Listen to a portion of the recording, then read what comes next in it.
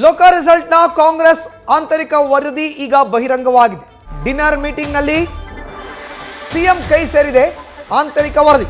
ಇತ್ತೀಚೆಗಷ್ಟೇ ರಾಜ್ಯದಲ್ಲಿ ನಡೆದಂಥ 2 ಹಂತದ ಲೋಕಸಭಾ ಕ್ಷೇತ್ರದ ಚುನಾವಣೆಯ ಒಟ್ಟು 28 ಕ್ಷೇತ್ರಗಳ ಪೈಕಿ ಕಳೆದ 3-4 ದಿನಗಳ ಹಿಂದೆ ನಡೆದಂಥ ಡಿನ್ನರ್ ಮೀಟಿಂಗ್ನಲ್ಲಿ ಸಿಎಂಗೆ ಆಂತರಿಕ ವರದಿ ಸಿಕ್ಕಿದೆ.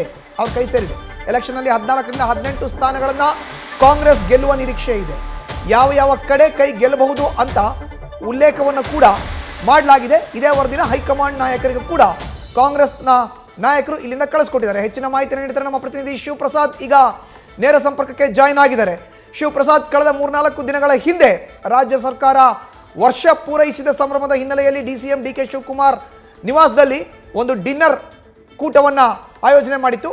ಅಲ್ಲಿ ಈ ಆಂತರಿಕ ಸಮೀಕ್ಷೆಯ ಒಂದಷ್ಟು ವಿಚಾರಗಳು ಚರ್ಚೆ ಆಗಿರೋದು. ಆಂತರಿಕ ವರದಿ ಕೂಡ ಈಗ ಸಿಎಂ ಕೈ ಸೇರಿದೆಯಂತೆ. ಹಾಗಾದರೆ ವರದಿಯಲ್ಲಿ ಇರುವಂಥ ಅಂಶಗಳನ್ನು ವಿಶ್ಲೇಷಣೆ ಮಾಡೋದಾದರೆ ಶಿವಪ್ರಸಾದ್. ಖಂಡಿತವಾಗಿಯೂ ಮಧುಸೂದನ್, ಈಗಾಗಲೇ ರಾಜ್ಯದ 28 ಲೋಕಸಭಾ ಕ್ಷೇತ್ರಗಳ ಚುನಾವಣೆ ನಡೆದಿದೆ. ಸಹಜವಾಗಿ ಕಾಂಗ್ರೆಸ್ ಹೈಕಮಾಂಡ್ ರಾಜ್ಯದಲ್ಲಿ ಕಾಂಗ್ರೆಸ್ ಪಕ್ಷ ಎಷ್ಟು ಸ್ಥಾನಗಳಲ್ಲಿ ಗೆಲ್ಲಲಿದೆ ಅಂತಕ್ಕಂಥ ಮಾಹಿತಿಯನ್ನು ಕೂಡ ತರಿಸ್ಕೊಂಡಿದ್ದಾರೆ. ಸದ್ಯ DCM ಅವರ ನಿವಾಸದಲ್ಲಿ ಆಯೋಜನೆ ಮಾಡಿದ್ದಂಥ ಏನು ಡಿನ್ನರ್ ಕೂಟದಲ್ಲೂ ಕೂಡ ಈ ವಿಚಾರ ಕುರಿತಂತೆ ಸಚಿವರಿನಿಂದ ಮಾಹಿತಿಯನ್ನು ತರಿಸ್ಕೊಂಡು ಅದನ್ನು ದೆಹಲಿಯ ವರಿಷ್ಠರಿಗೂ ಕೂಡ ರವಾನೆ ಮಾಡಿದ್ದಾರೆ. ಸದ್ಯ 18ರಿಂದ 20 ಸ್ಥಾನಗಳನ್ನು ಗೆಲ್ಲಲಿಕ್ಕೆ ಪೂರಕವಾದಂಥ ವಾತಾವರಣ ಇದ್ರೂ ಸಹಿತವಾಗಿ 12ರಿಂದ 15 ಸ್ಥಾನಗಳಿಗೆ ಯಾವುದೇ ತೊಂದರೆ ಇಲ್ಲ, ನಿರಾಯಾಸವಾಗಿ ಗೆಲ್ತೀವಿ ಅಂತಕ್ಕಂಥ ವರದಿಯನ್ನ ಈಗ ಸಿಎಂ ಸಿದ್ದರಾಮಯ್ಯ ಅವರು ದೆಹಲಿಯ ಕಾಂಗ್ರೆಸ್ ನಾಯಕರಿಗೆ ರವಾನೆ ಮಾಡಿದ್ದಾರೆ. ಪ್ರಮುಖವಾಗಿ ರಾಜ್ಯದಲ್ಲಿ ಗೆಲ್ಲಿಕ್ಕೆ ಪೂರಕವಾದಂಥ ಅಂಶಗಳನ್ನು ಕೂಡ ಈಗ ಹೈಕಮಾಂಡ್ ನಾಯಕರಿಗೆ ತಲುಪಿಸಿದ್ದಾರೆ. ಪ್ರಮುಖವಾಗಿ ಅಭ್ಯರ್ಥಿಗಳ ಆಯ್ಕೆ ವಿಚಾರ ಕುರಿತಂತೆ ಯಾವುದೇ ಗೊಂದಲ ಇರಲಿಲ್ಲ.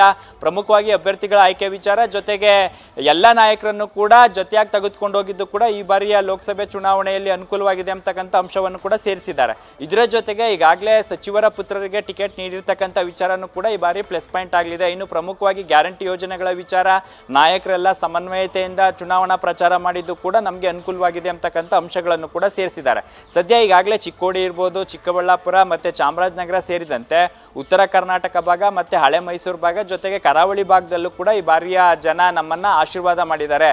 ಹಾಗಾಗಿ 15ಕ್ಕೂ ಹೆಚ್ಚು ಸ್ಥಾನಗಳನ್ನು ಗೆಲ್ಲಲಿಕ್ಕೆ ಯಾವುದೇ ತೊಂದರೆ ಇಲ್ಲ ಅಂತಕ್ಕಂಥ ಮಾಹಿತಿಯನ್ನು ರವಾನೆ ಮಾಡಿದ್ದು. ಪ್ರಮುಖವಾಗಿ ಈಗಾಗಲೇ ರಾಜ್ಯದಲ್ಲಿ ಬಿಜೆಪಿ ನಾಯಕರು ಪ್ರಚಾರವನ್ನು ಮಾಡಿದ್ರು ಸಹಿತವಾಗಿ ಅದು ಯಾವುದೇ ಪರಿಣಾಮವನ್ನು ಬೀರಿಲ್ಲ. ಪ್ರಮುಖವಾಗಿ ಮೋದಿ ಅವರು ರಾಜ್ಯ ಪ್ರವಾಸ ಮಾಡಿದಂಥ ಸಂದರ್ಭದಲ್ಲಿ ತಮ್ಮ ಅಭ್ಯರ್ಥಿಗಳ ಪರ ಕ್ಯಾಂಪೇನ್ ಮಾಡಿದ್ರು ಕೂಡ ಕಳೆದ ಲೋಕಸಭಾ ಚುನಾವಣೆಯಲ್ಲಿ ಬೀರಿದಷ್ಟು ಪರಿಣಾಮ ಈ ಬಾರಿ ಪರಿಣಾಮ ಬೀರಿಲ್ಲ ಅಂತಕ್ಕಂಥ ಅಂಶವನ್ನು ಕೂಡ ಈಗ ಸಿದ್ದರಾಮಯ್ಯ ಅವರು ರವಾನೆ ಮಾಡಿದ್ದಾರೆ. ಇದರ ಜೊತೆಗೆ ಪ್ರಮುಖವಾಗಿ ನೇಹಾ ಪಾಟೀಲ್ ಹತ್ಯೆ ಪ್ರಕರಣವನ್ನು ಕೂಡ ಯಾವ ರೀತಿ ನಿಭಾವಣೆ ಮಾಡ್ತೀವಿ ಅಂತಕ್ಕಂಥ ವಿಚಾರವನ್ನು ಕೂಡ ಸಿಎಂ ಸಿದ್ದರಾಮಯ್ಯ ಅವರು ರವಾನೆ ಮಾಡಿದ್ದು. ರಾಜ್ಯದಲ್ಲಿ ಕಾನೂನು ಸುವ್ಯವಸ್ಥೆ ವಿಚಾರ, ಪ್ರಮುಖವಾಗಿ ಮೈತ್ರಿ ವಿಚಾರ, ಅಂದ್ರೆ ಯಾವ ರೀತಿ ಬಿಜೆಪಿ ಮತ್ತೆ JDS ನಾಯಕರು ಮೈತ್ರಿಯನ್ನ ಮಾಡಿಕೊಂಡ್ರು ಸಹಿತವಾಗಿ ರಾಜ್ಯ ಸರ್ಕಾರದ ಮುಂದೆ ಅವರು ಡಮ್ಮಿ ಆಗಿದ್ದಾರೆ. ಅಂದ್ರೆ ನಮಗೆ ಜನಾಶೀರ್ವಾದ ಈ ಬಾರಿ ಉತ್ತಮವಾಗಿದೆ ಅಂತಕ್ಕಂಥ ಅಂಶಗಳ ಸೇರಿದಂತೆ ವರದಿಯನ್ನ ಈಗ ಹೈಕಮಾಂಡ್ ನಾಯಕರಿಗೆ ರವಾನೆ ಮಾಡಿರ್ತಕ್ಕಂಥದ್ದು. ಮಧುಸೂದನ್, ಧನ್ಯವಾದ ಶಿವಪ್ರಸಾದ್ ನಿಮ್ಮ ಮಾಹಿತಿಗೆ. ನ್ಯೂಸ್ ಫಸ್ಟ್, ನಿರ್ಭೀತಿಯಿಂದ ನಿಮ್ಮ ಪರವಾಗಿ.